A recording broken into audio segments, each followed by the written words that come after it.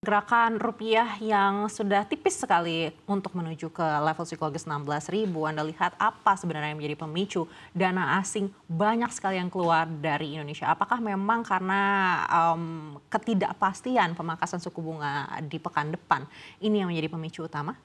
Oke, jadi kalau kita bicara soal tekanan terhadap rupiah ini memang sudah 5 poin lagi ya. Sekarang kan kurang lebih di 15.995, sekitar Rp5 lagi itu menyentuh angka 16.000 level psikologis. Kalau kita perhatikan sebenarnya memang cukup banyak ya menjadi apa namanya alasan atau reason di baliknya kenapa rupiah kita terus tertekan. Kalau mungkin kita perhatikan salah satunya adalah kita perhatikan soal net foreign pun yang dirilis oleh Bank Indonesia atau BI itu menyampaikan bahwa memang data transaksi dalam kurang lebih 9 pekan terakhir atau sejak pekan kedua Oktober 2024 sampai kemarin itu memang terus mengalami net foreign sale cukup besar. Bahkan dalam 9 pekan beruntun itu net foreign sale terus menerus gitu ya. Khususnya kita perhatikan di SRBI ya, ini juga salah satu yang cukup besar juga net foreign sale-nya.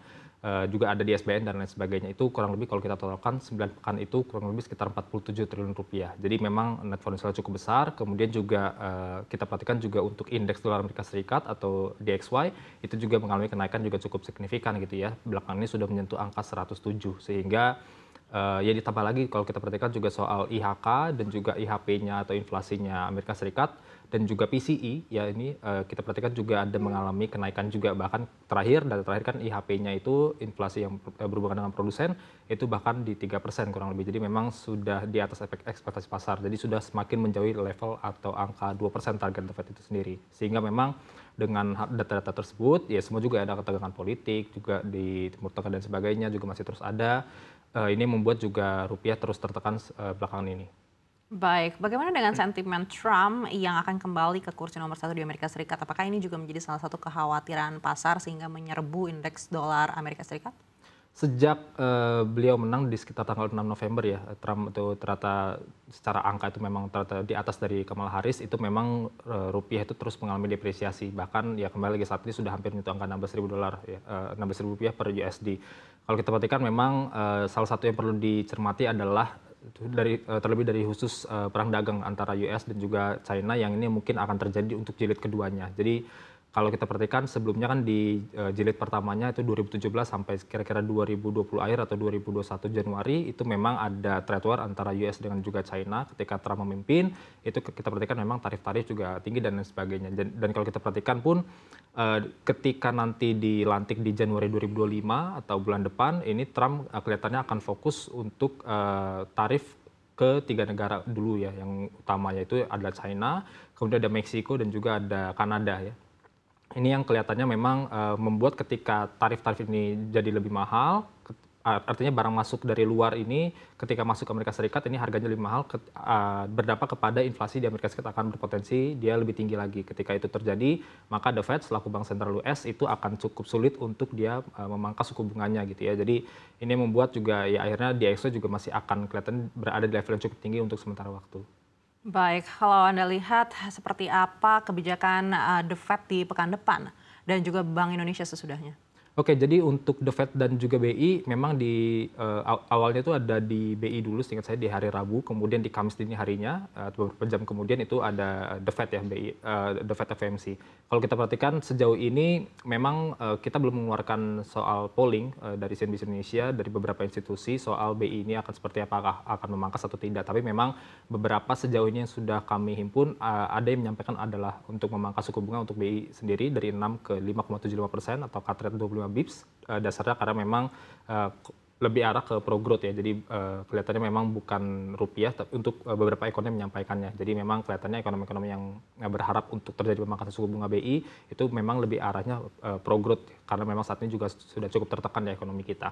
Sementara untuk dari sisi The Fed saat ini memang kalau kita bicara soal survei CME 500 Tool itu menyampaikan sekitar 80 atau bahkan sudah di atas 90%. Pelaku pasar berekspektasi bahwa The Fed akan memangkas suku bunga sebesar 25 bips. Jadi sekarang 4,75%.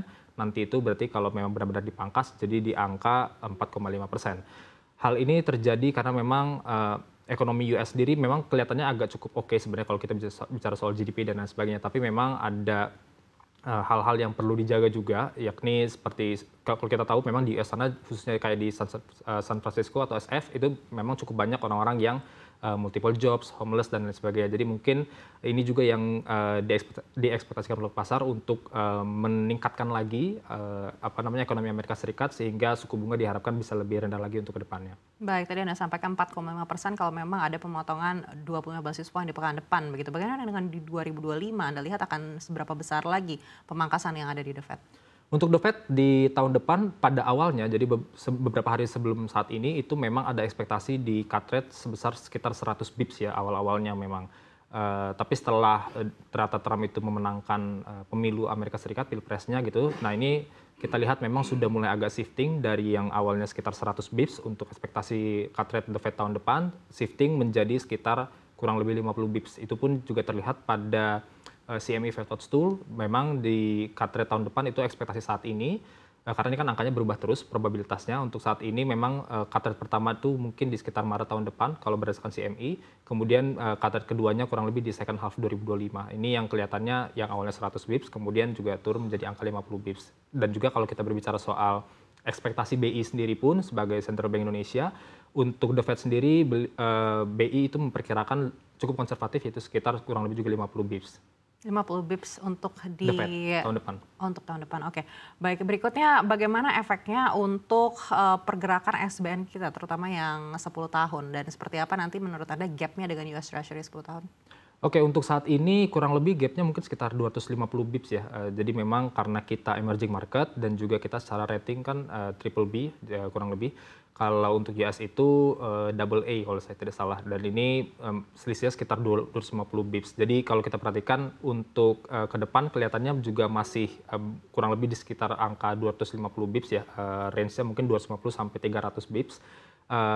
Ditambah lagi kalau misalkan memang benar-benar The Fed ini memangkas suku bunga dan ternyata let's say BI tidak memangkas suku bunga, mungkin ini akan bisa jadi akan lebih gede. Jadi mungkin kalau ternyata The Fed memangkas suku bunga dan BI ternyata mungkin masih mempertimbangkan soal rupiah yang terus tertekan, akhirnya BI tidak memangkas suku bunga, tidak mengikuti The Fed, mungkin ini akan probabilitasnya untuk menjadi semakin lebar gap antara SBN 10 tahun dan juga UST 10 tahun mungkin akan terjadi cukup clear ya, karena memang saat ini kan kurang lebih di 250 bips, mungkin nanti kalau ketika benar-benar terjadi The Fed memangkas, BI tidak memangkas, mungkin bisa jadi di 280 sampai 300 bips. Ini memang kita harapkan terjadi karena kalau kita perhatikan sejak mungkin Oktober November ini atau ya di Q3, maksud saya di awal Q4 ini, memang net foreign sale-nya cukup besar. Jadi memang kita harapkan dengan adanya gap yang cukup lebar antara SBN 10 tahun juga UST 10 tahun ini kalau bisa 280 sampai 300 bips ini yang kita harapkan membuat daya tarik pasar keuangan kita, SBN dan lain sebagainya menjadi lebih atraktif sehingga net foreign inflow pun kembali terjadi. Baik.